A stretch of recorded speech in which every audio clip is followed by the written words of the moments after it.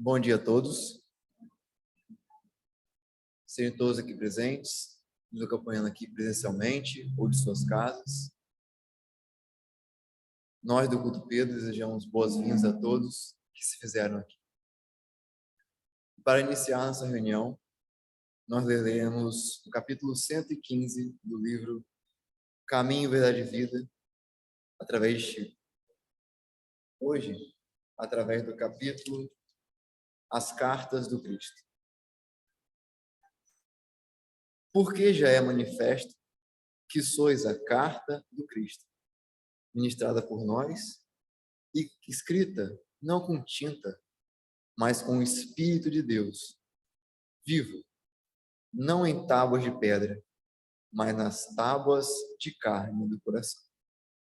Segunda carta de Paulo aos Coríntios, capítulo 3, versículo 3.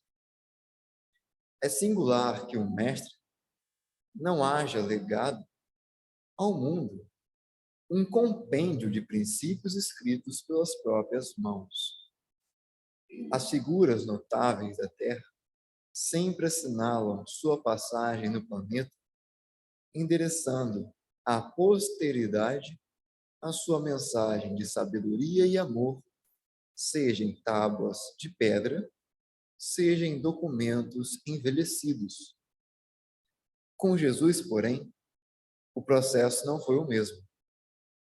O mestre, como que fez questão de escrever sua doutrina aos homens, gravando-a no coração dos companheiros sinceros. Seu testamento espiritual constitui-se de ensinos aos discípulos e não foram gravados por ele mesmo. Recursos humanos seriam insuficientes para revelar a riqueza eterna de sua mensagem. As letras e raciocínios propriamente humanos, na maioria das vezes, costumam dar margens a controvérsias.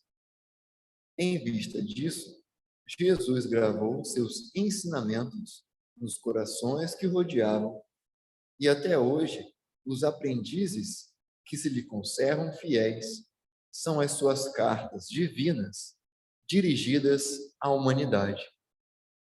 Esses documentos vivos do santificante amor do Cristo palpitam em todas as religiões e em todos os climas. São os vanguardeiros que conhecem a vida superior, experimentam o sublime contato do Mestre e transformam-se em sua mensagem para os homens. Podem surgir muitas contendas a respeito das páginas mais célebres e formosas. Todavia, perante a alma que se converteu em carta viva do Senhor, quando não haja vibrações superiores da compreensão, haverá sempre o divino silêncio.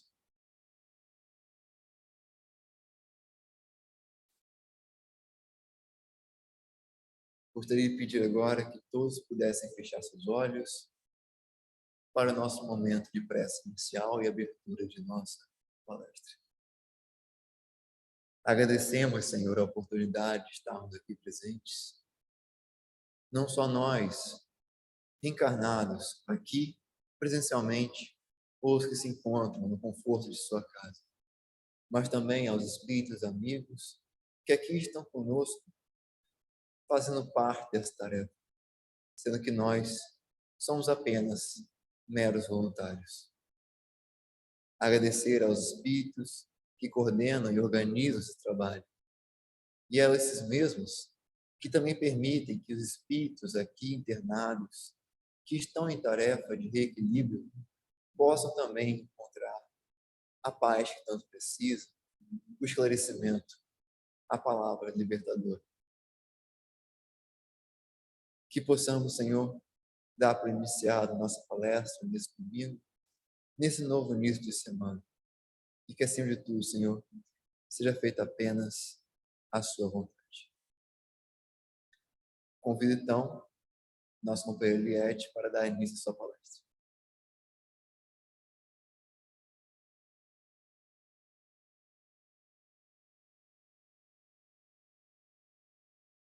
Bom dia a todos. É com muita emoção que a gente olha esses rostinhos conhecidos da nossa casa, que nós, iniciando o 2022, né, que possamos estar firmes, fortes, com muita esperança, para que possamos alcançar os nossos objetivos de servir, de ajudar e de cada vez mais trabalhar a nossa fé.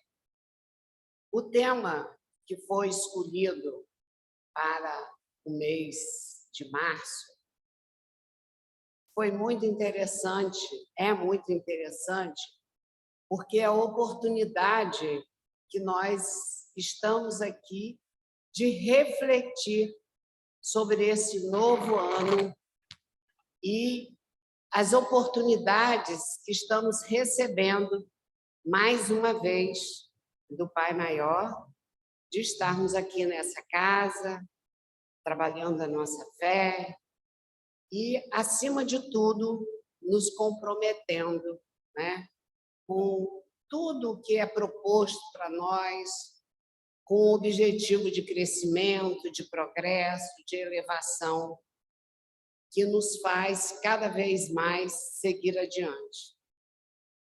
Então, nosso objetivo é estar refletindo aqui sobre o que nós temos feito até agora, da nossa fé, né? Que obra temos realizado e quais são as nossas propostas para 2022. Que sejam propostas realmente a serem cumpridas, né? Que cada um de nós possa estar fazendo o melhor para que tudo saia como a gente programa. E o tema que me foi oferecido nessa manhã, a fé, mãe da esperança e caridade, está no Evangelho, capítulo 19, item 11.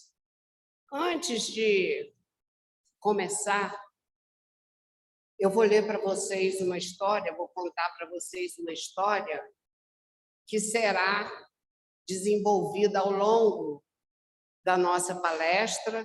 É uma história, né, do Jesus no Lar, a lição que fala sobre a lição 11, que fala sobre tudo, toda essa proposta nossa dessa manhã de falar sobre a fé, a esperança e a caridade. E vai mostrar para nós esse comprometimento, né, da nossa vida de levar adiante esses princípios, né, essa proposta de Jesus, sabendo que a fé, muitas vezes nós dizemos, eu tenho fé, mas o que eu faço com a minha fé? Então, a mensagem é o santo desiludido. Conta aqui que os companheiros estavam reunidos e falando sobre adoração. E Jesus chegou e tomou a palavra e começou a contar uma história de um homem muito devoto que achava que resolveu sair do local da cidade e ir para uma gruta bem distante, isolado, com o objetivo de servir a Deus. E ali ele vivia, entre o pretexto de servir a Deus, ele vivia entre orações e pensamentos, que julgava irrepreensível. E o povo, crendo tratar-se de uma santa maneira, começou a reverenciá-lo, achando que realmente ele estava fazendo muita coisa interessante. E eles pensaram assim, tudo o que queriam fazer como esse homem estava lá entregue apenas às orações, que ele era um santo, que era uma pessoa diferenciada na fé. E aí eles começaram a procurá-lo para ouvir os conselhos a respeito das próprias situações da vida. E aí que foi o interessante. Eles tinham a ideia, né, de que aquele homem seria salvo e que as pessoas que estivessem ali também se submetendo aos seus ensinamentos, aos seus cuidados, às suas respostas às suas necessidades também seriam assim. Mas o que aconteceu? Se um homem ativo e de boa fé lhe trazia a apreciação de algum plano de serviço comercial, ele dizia: é um erro isso. Apague a sede de lucros que lhe ferve as veias. Venha orar e esquecer a cobiça. Então, já de pronto, logo ele já desanimava, já colocava que aquilo ali, trabalhar, era fazer algum serviço comercial, já não era interessante. É um erro e etc. Se um jovem ia procurá-lo para falar sobre o casamento, que tinha conhecido uma pessoa, uma moça, que estava pretendendo se casar, ele também dava logo, falava: é disparate, a carne está submetendo o seu espírito. Isso é luxúria. Venha orar e consumir o pecado. Aí as pessoas saíam assim, tristes, mas se ele estava falando isso, se ele vivia nessa situação de oração, ele devia ter razão. Se alguém era convidado para a administração pública, para exercer um cargo, ia lá perguntar para ele, ele dizia: é um desastre. Afaste-se da paixão pelo poder. Isto é vaidade e orgulho. E assim, as pessoas com bom propósito, né? Porque nós sabemos que o trabalho é a lei natural da vida, trabalhar, mas ele sempre teve essa palavra de desânimo, sempre colocava o companheiro para baixo. E assim, dessa forma, né, as pessoas acabavam se rendendo ao que ele falava. Ele desanimava e as pessoas continuavam, né, tristes, mas aceitavam a sua opinião. E assim ele foi fazendo com várias pessoas da comunidade que o procuravam, para não dar ânimo, só dizendo: não, vamos orar, isso é pecado, isso é luxúria, isso é orgulho, é o poder. E as pessoas, né, acabaram aceitando porque tinham muito respeito por ele ali na comunidade. E o tempo passou e ele foi chamado, né, a deixar a carne, desencarnar, e todos achavam que ele iria direto para o céu, porque ele era um homem que só vivia orando, sem ter contato só de oração, de jejum. Todos achavam isso, inclusive ele. Ele também achava que ele iria direto. Mas aí, o que aconteceu? Quando ele chegou no mundo espiritual, ele ficou numa situação difícil, de tristeza, junto com assassinos, com pessoas que tinham cometido vários desequilíbrios, que choravam, que gritavam. E ele começou a se perguntar, né? Por quê? Por que eu estou nesse lugar se eu fiz tanto orei tanto, jejuei tanto, ajudei as pessoas, e ele não se conformou, né, com essa atitude. E aí Jesus responde para ele: plantemos, porém, a crença e a confiança entre os homens, entendendo, entretanto, que cada criatura tem um caminho que lhe é próprio. A fé sem obras é uma lâmpada apagada. Nunca nos esqueçamos de que o ato de desanimar os outros nas santas aventuras da vida, do bem, é um dos maiores pecados diante do poderoso e compassivo amor, Senhor. Então, Jesus fala para ele, né, que ele cometeu um engano, porque ele orou, somente se isolou dos problemas, das dificuldades, dos contatos, e quando ele era solicitado a dar alguma opinião, a opinião dele era sempre nunca para levantar as pessoas, nunca para dar ânimo, esperança, era sempre para baixo, sempre convidando as pessoas a orar.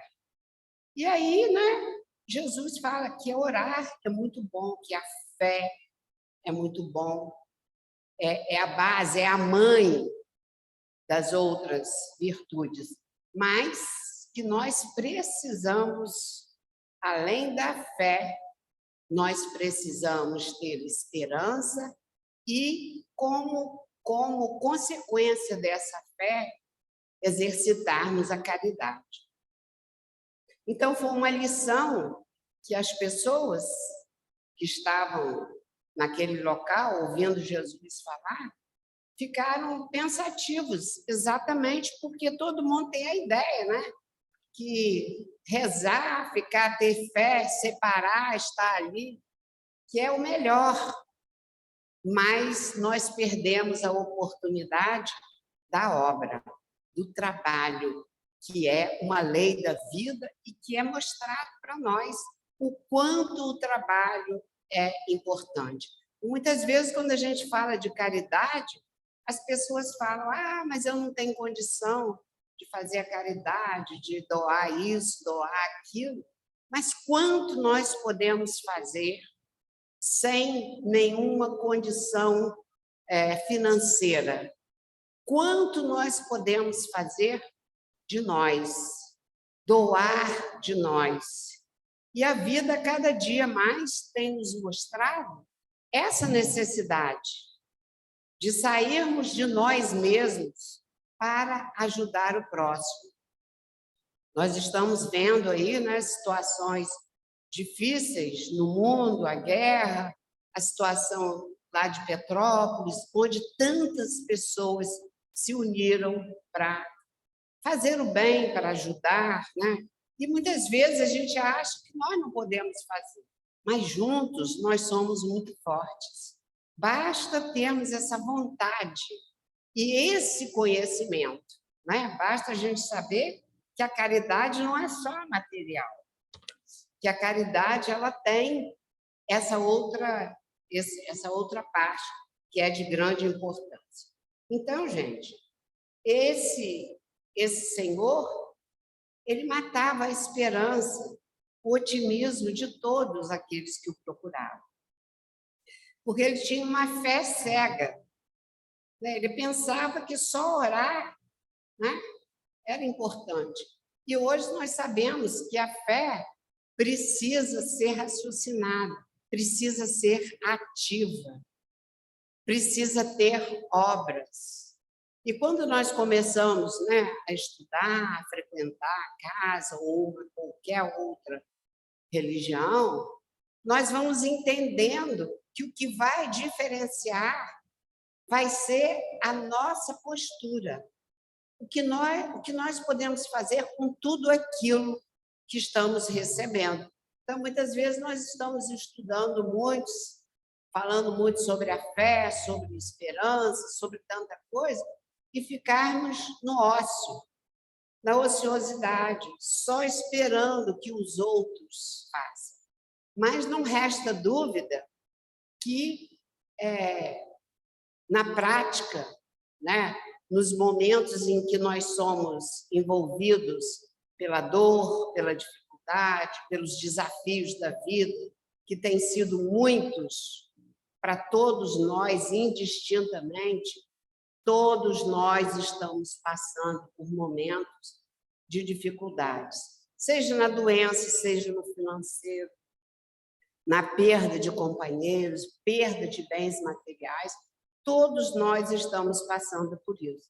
E muitas vezes a gente até sabe que a gente precisa ter fé, que a gente precisa acreditar, que a gente precisa ter esperança de dias melhores, nós sabemos, né? Nós sabemos aqui, porque a gente lembra do que se estudou no Evangelho, em tantos outros capítulos, mas é um momento nosso também difícil do nosso crescimento, da nossa elaboração, né?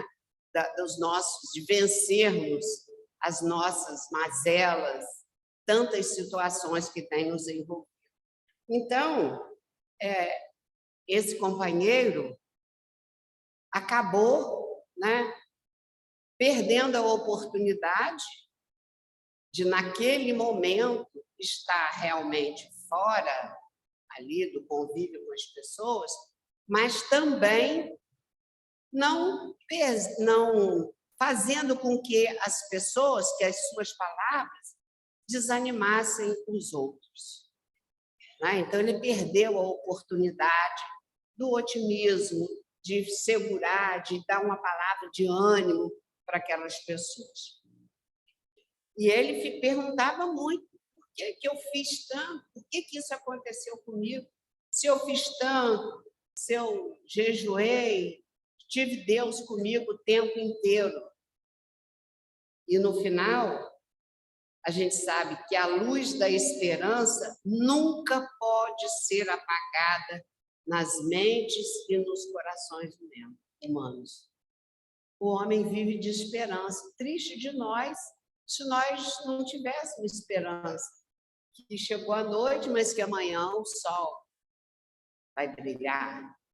Não é? Então, a própria lei da vida vai nos mostrando no dia a dia que é preciso esperança para tudo. Se a gente ficar só, ó vida, ó dor, por que isso, por que aquilo, só reclamando, nós estamos numa vibração, numa energia que não vai nos trazer boas sensações, nem, e vai nos levar, muitas vezes, como a gente falou, à ociosidade, porque não é importante. E agora vem no Evangelho, capítulo 19, que vai falar sobre isso, que é o capítulo 19, o item 11, a fé, mãe da esperança e da caridade, que é justamente o nosso tema. E eu quis trazer esse caso, né, esse exemplo de Jesus, justamente porque esse exemplo já mostra para nós a questão da fé, da esperança, né, e da caridade. A fé, ela teve um valor, adorou muito, mas a esperança não conseguiu atingir. E a caridade também, porque ficou na ociosidade. Então, nós vamos ver o que fala o Evangelho. Para ser proveitosa, a fé tem que ser ativa. Não deve entorpecer-se. Mãe de todas as virtudes que conduzem a Deus. Cumpre-lhe velar atentamente pelo desenvolvimento dos filhos que gerou. Então, a esperança e a caridade são consequências da fé e formam com esta uma trindade inseparável. Quer dizer, a fé vai levar à esperança e a esperança vai nos levar à caridade.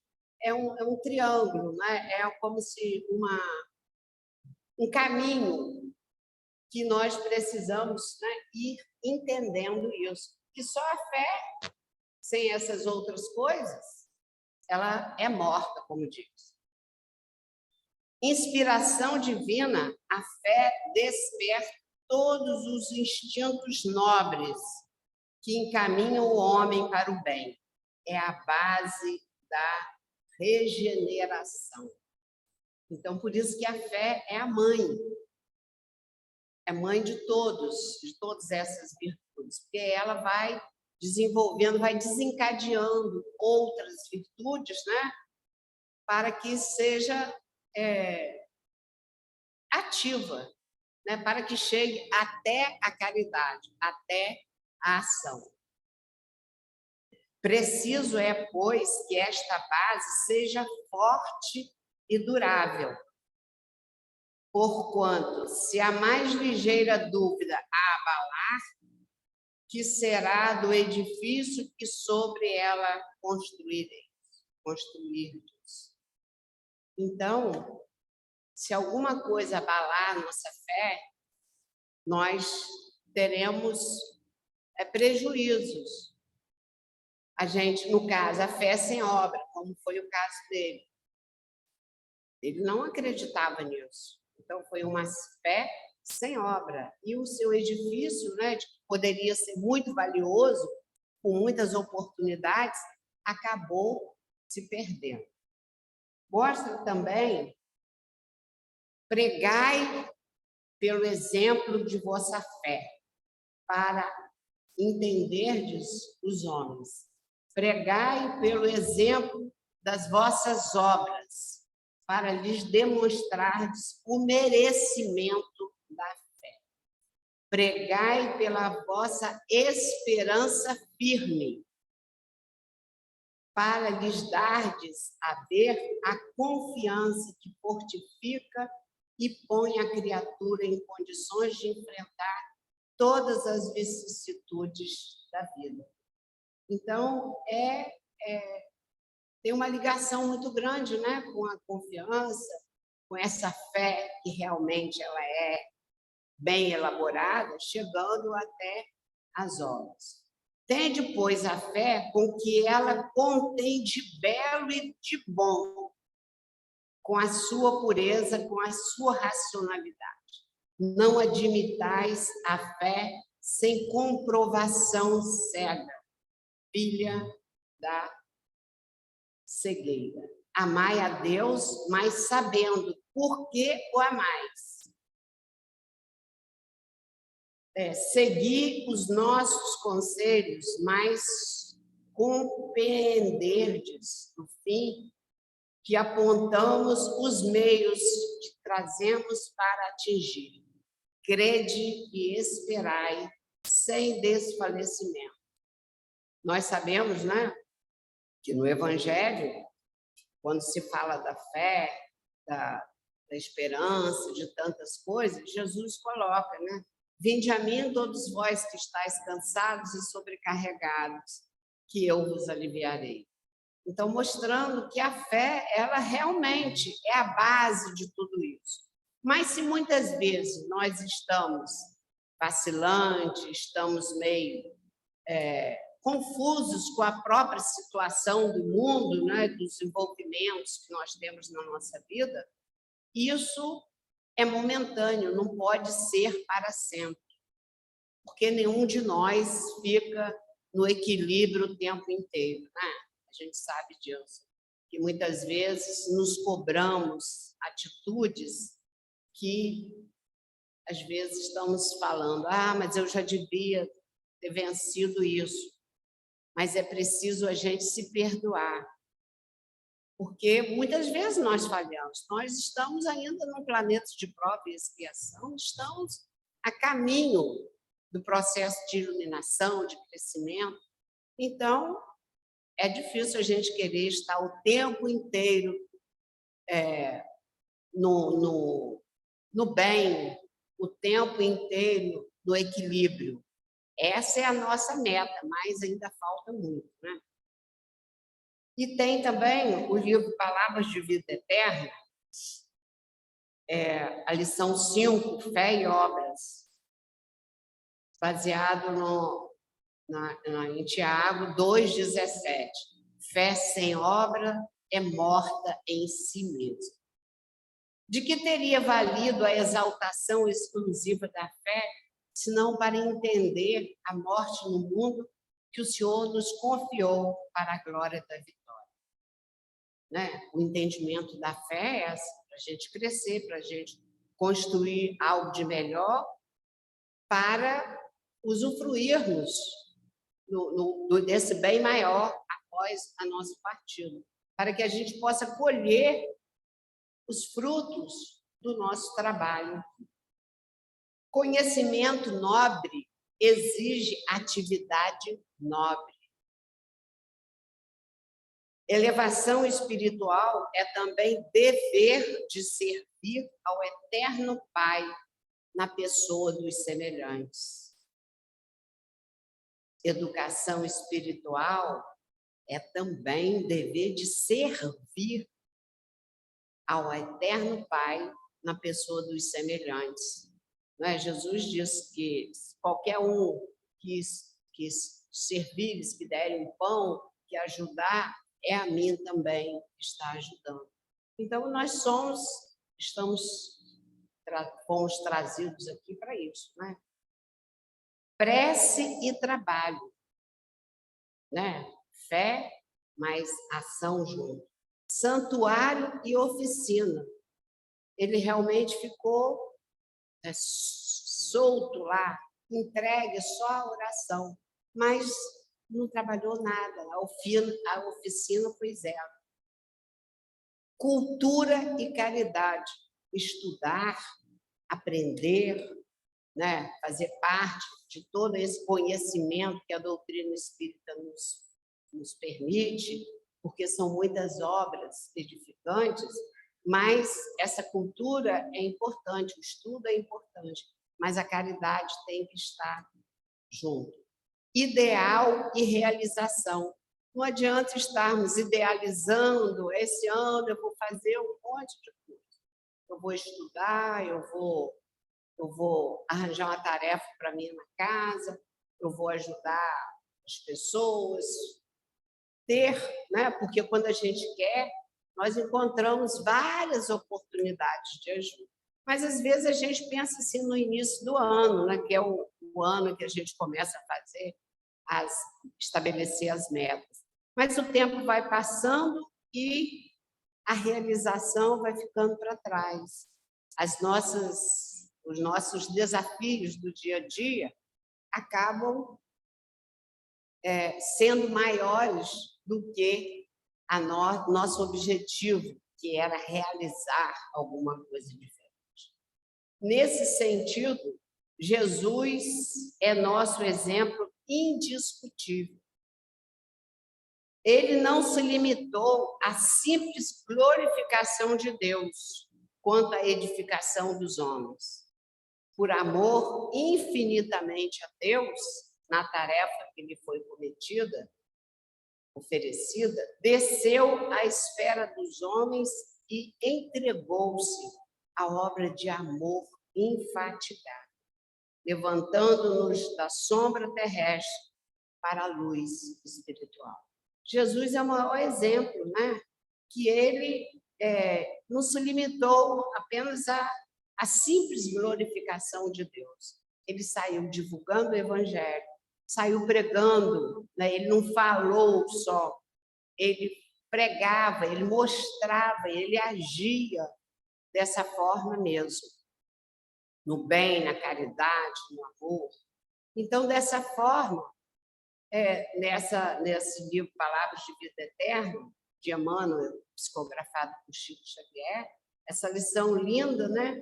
Que fala, se não tiver a fé, se não tiver obras, ela é morta em si mesma, que é justamente o que nós temos, a proposta desse mês de março, é essa, A fé sem obras, ela é morta, ela não conduz aos nossos objetivos, a proposta de Jesus no Evangelho. Que a proposta de Jesus no Evangelho é o conhecimento, mas também a obra. Servir, fazer alguma coisa que seja importante, né? Que faça com que o nosso coração fique feliz, né? Quando a gente faz alguma coisa em benefício do outro, de alguma forma, nos dá uma felicidade íntima, né? Nos dá uma sensação de bem-estar. Por quê? Porque nós sabemos que essa é a proposta de Jesus para todos nós. Independente, quando a gente faz uma coisa com uma pessoa, sem nenhuma intenção de retorno, fazer por fazer, porque sabemos o quanto é possível para nós, né? Quando temos esse objetivo, quando temos essa meta, porque muitas vezes a gente não pensa muito, né? Ficamos no comodismo, na vida todo dia a mesma coisa, a mesmice, e não pensamos o quanto nós podemos fazer. Então, cada vez mais, as obras são importantíssimas em nossas vidas, porque a obra é que vai realmente concretizar toda a nossa, é o coronário de todas as nossas atitudes, né? De toda a nossa proposta. O Consolador também, de Emmanuel, na pergunta 218, fala sobre a nossa iluminação e a necessidade. Será que nós estamos buscando o progresso, a nossa evolução? E a gente sabe que essa iluminação, essa necessidade, Emmanuel fala aqui, coloca aqui para nós isso, que há uma necessidade de buscar, mas cada um tem uma necessidade, né? Necessidade de aplicação legítima do Evangelho a todos que estão desejosos de luz e evolução. Essa iluminação, né? É uma necessidade que a gente tem para todos aqueles que querem a luz, que querem o crescimento, que querem a evolução. O trabalho de cada um na iluminação de si mesmo deve ser permanente. E o que seria essa iluminação? Seria um crescimento no aspecto do conhecimento, no aspecto da esperança, no aspecto da fé, no aspecto do tratamento com as pessoas, em todos os momentos, né? E quando a gente fala de trabalho, nós não estamos falando de trabalho da casa espírita só, ou trabalho dos centros religiosos. Nós estamos falando de um treinamento diário que fará da nossa vida sempre aquela conduta. Eu sou uma pessoa aqui na casa espírita, lá fora eu sou outra pessoa. A proposta de Jesus é para estarmos sempre buscando, né, esse conhecimento que vai nos levar à melhoria, à evolução, ao trabalho do bem. Os fenômenos acordam o espírito adormecido na carne, mas não fornecem as luzes interiores, somente conseguidas à custa de grande esforço e trabalho individual. Os fenômenos, a parte mediúnica e tantas outras atividades, né, eles não formam as luzes interiores se nós não trabalharmos. Quer dizer, você pode entender todo aquele processo, todo aquele fenômeno, mas o que eu vou fazer com esse entendimento? O que isso tudo vai trazer de melhor na minha vida? Vai trazer de resposta da minha parte para o que eu tenho recebido. Exige de cada um sacrifícios e renúncias santificantes no laborioso aprendizado da vida. Então, esse processo de iluminação, de necessidade, de crescimento, de evolução, é muito difícil, né? A gente fala muito, mas a doutrina espírita cobra muito de nós. Muitas pessoas falam isso, né? O espiritismo cobra muito de nós. A gente não pode isso, não pode aquilo, não pode aquilo outro. Nós podemos tudo. Mas temos que ter a consciência de que vamos responder por tudo isso. Vamos saber que essas situações nós seremos responsáveis. Né? Então, é interessante quando ele diz aqui que exige de cada um sacrifícios e renúncias santificantes no laborioso aprendizado da vida. Muitas vezes a gente tem que não fazer sacrifícios, né, além daquilo que a gente pode, mas deixar de fazer determinada coisa que não é muito importante naquele momento e trocar por uma outra obra que nos dá um retorno espiritual, né? Nos dá um retorno íntimo de felicidade, de ânimo. Então, essa iluminação, esse crescimento é a nossa meta, né? Como coloca aqui no Consolador Prometido. É isso aí, é o que Jesus promete para nós, né? Promete para nós melhorias a partir daquilo que a gente faz, da nossa contrapartida. Então, a nossa colheita, nós sabemos disso, será de acordo com a nossa plantação. Tudo que plantarmos, iremos colher, mas não vamos plantar uma coisa e colher outra. Se eu estou na ociosidade, realmente, E agora, tem uma outra lição também que foi pedida, né? Foi mostrado para nós do livro Fonte Vida, Fonte Viva. Servir e marchar.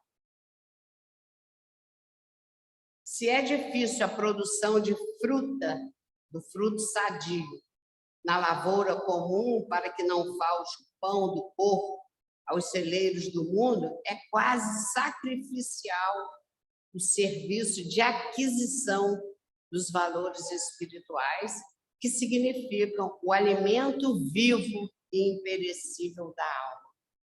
Então, esse trabalho, né, se a própria natureza nos mostra o sacrifício das plantas para as colheitas, para as frutas, para que o pão chegue à nossa mesa, que se é difícil, mas para adquirirmos esses valores espirituais também é muito difícil, é uma obra realmente muito difícil.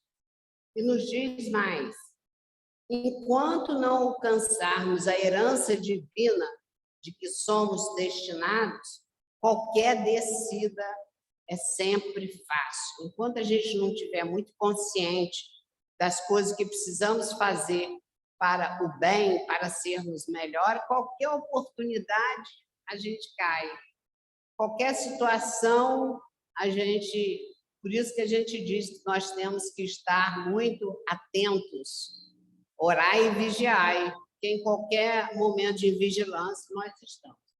A elevação, porém, é obra de suor, persistente a sacrifício. Não recues diante da luta. Se realmente já podes interessar o coração nos climas superiores da vida. Não obstante, defrontado por toda espécie de dificuldade, segue para a frente, oferecendo ao serviço da perfeição quanto possas, de nobre, belo e útil. Recorda o conselho de Paulo: não te imobilizes, movimenta as mãos cansadas para o trabalho e ergue os joelhos desconjuntados, na certeza de que, para a obtenção da melhor parte da vida, é preciso servir e marchar incessantemente. Então, essa frase, essa passagem, né, de Paulo, que está em Hebreus 12, que fala de ergue os joelhos desconjuntados na certeza de que para a obtenção da melhor parte da vida é preciso servir e marchar adiante. Com as mãos cansadas, os joelhos desconjuntados, mas que a gente precisa continuar. E para encerrar, eu vou ler uma página de Chico Xavier, que eu acho maravilhosa, intitulada Isto é Fundamental. Chico falando: sempre senti necessidade de fazer algo em benefício de alguém, quando não estivesse sendo observado. Em nossas reuniões, o povo vinha ao meu encontro, mas eu sentia a necessidade de ir aos que não podiam vir. Eu é que precisava daquele conforto.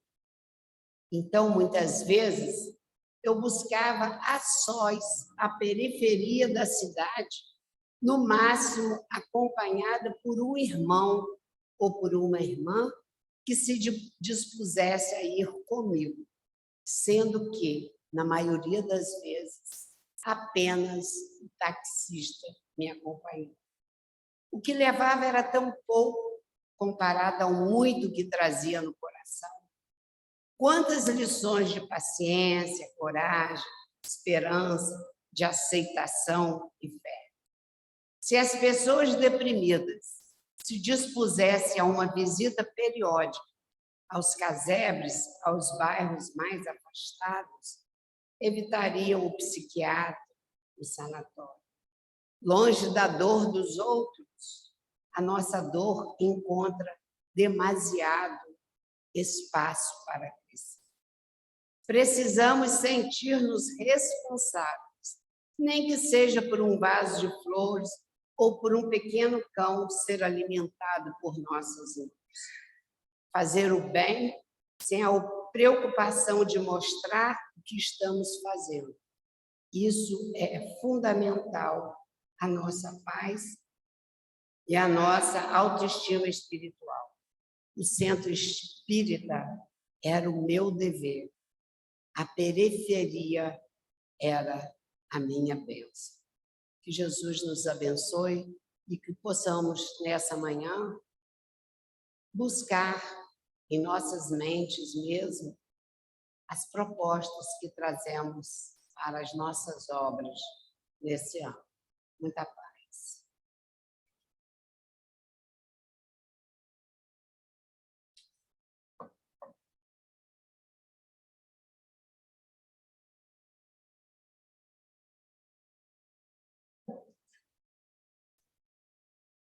Vamos agradecer, então, ao nosso companheiro Eliette pela assistência de hoje. E para encerrarmos, convido agora a todos a fechar seus olhos, relaxarem, para o momento do nosso passe coletivo aqui no nosso ambiente.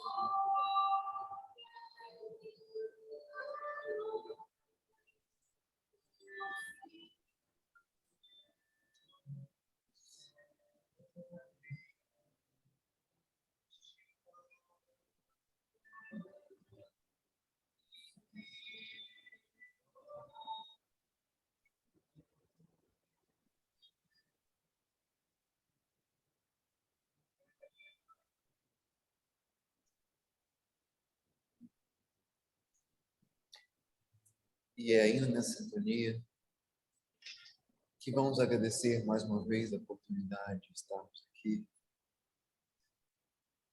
e abençoar os espíritos amigos que estiveram aí conosco, permitindo e organizando esse trabalho, auxiliando e levando as mensagens que aqui foram ditas para aqueles que mais precisam. E nós, apenas como os meros auxiliares nessa tarefa, sentimos-nos honrados em fazer parte da mesma. Abençoa, Senhor, aqueles que estão no meio do conflito da guerra. Abençoa as famílias que de lá deixam os países. Abençoa aqueles que receberam um chamado para lutar. Abençoa, Senhor, todos aqueles que estão envolvidos nesse conflito, que apenas gera dor e sofrimento. Abençoa, Mestre, os políticos que estão no encargo desse conflito e que perante o mesmo possam resolver as coisas da maneira mais pacífica, diplomática e breve possível. Abençoa os verdadeiros anjos que voluntariaram-se para ajudar aqueles que mais precisam nesse momento, levando comida, resgatando-os, levando conforto e paz para aqueles que mais precisam. Abençoa-nos, Senhor, hoje, agora e sempre, e que, acima de tudo, seja feita apenas a Tua vontade. Que assim seja.